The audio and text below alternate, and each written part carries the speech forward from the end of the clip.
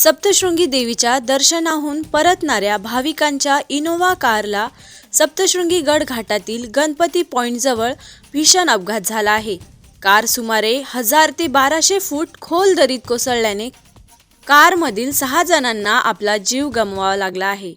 रविवारी दुपारी ही दुर्दैवी घटना घडली.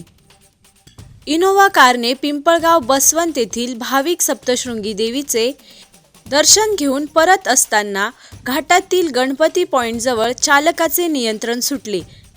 त्यामुळे कारने संरक्षण कठडा तोडला आणि ती थेट दरीत कोसळली. या अपघातात मृतांचा आकडा 6 वर पोहोचला असून ते सर्वजण निफाड तालुक्यातील पिंपळगाव बसवंत येथील रहिवासी असल्याची माहिती समोर आली आहे. मृतांमध्ये 2 पुरुष आणि 4 महिलांचा समावेश आहे.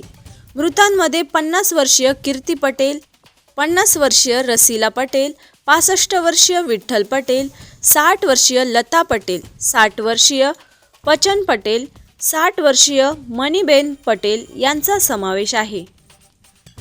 अपघाताची माहिती मिळताच स्थानिक नागरिक, पोलीस आणि आपत्ती व्यवस्थापन पथकांनी तातडीने मदत कार्य सुरू केले.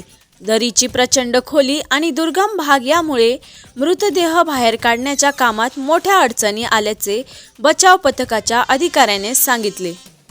या भीषण अपघातानंतर स्थानिक ग्रामस्थांनी सार्वजनिक बांधकाम विभागाच्या कामावर तीव्र संताप व्यक्त केला आहे.